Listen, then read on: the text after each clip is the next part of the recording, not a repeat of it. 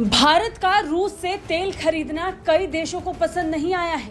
पिछले एक साल में कई मौकों पर यह देखा गया है कि कैसे पश्चिमी देशों ने इसे लेकर अपने अपने तरीके से ऐतराज जताया।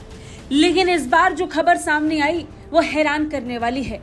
खबर है कि पिछले 10 दिनों से रूसी तेल टैंकर से भरा शिप भारत के पास मंडरा रहा है।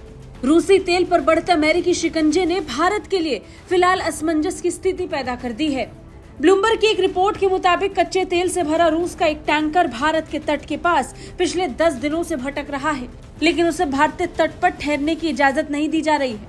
ब्लूमबर्ग ने अपनी एक रिपोर्ट में कहा कि भारत अभी इस बात पर विचार कर रहा है कि टैंकर को भारतीय बंदरगाह पर उतारने दिया जाए या नहीं।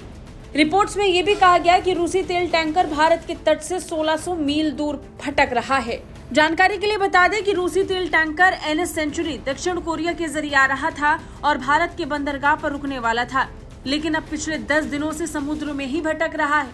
भारत के नौवाहन महानिदेशालय ने जानकारी दी कि भारत के अधिकारी फिलहाल ये निर्णय नहीं ले पा रहे हैं कि भारत में टैंकर से कच्चा तेल उतारने दिया जाए या नहीं।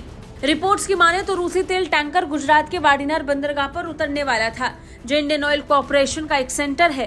भारत और रूस की संयुक्त ऊर्जा कंपनी नायरा एनर्जी की एक रिफाइनरी भी यहां मौजूद है।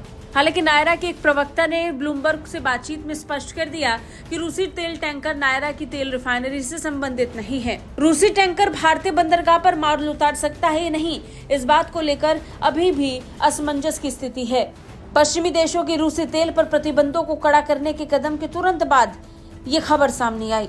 अमेरिका के नेतृत्व में G7 देशों ने पिछले हफ्ते NS सेंचुरी समेत 5 रूसी जहाजों पर $60 प्रति बैरल के प्राइस कैप से ऊपर तेल निर्यात पर प्रतिबंध लगा दिया था।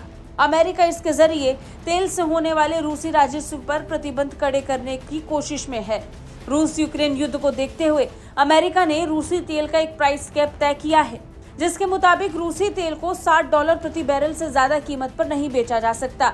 हालांकि रूस को इस प्राइस कैप से ज्यादा नुकसान नहीं हुआ और पिछले कुछ महीनों से ऐसी खबरें आ रही हैं कि रूस प्राइस कैप से ऊपर तेल बेच रहा है, जिसे देखते हुए अमेरिका ने रूसी तेल पर नए प्रतिबंध लगाए।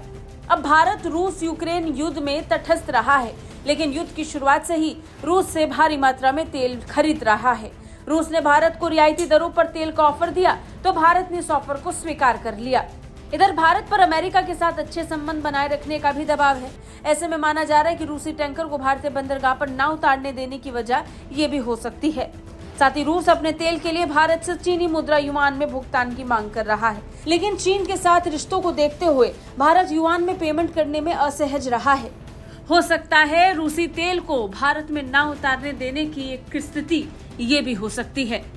हालांकि अब देखना होगा कि क्या रूसी तेल के टैंकर्स भारत में उतरेंगे या नहीं। ब्यूरो रिपोर्ट, भारत तक।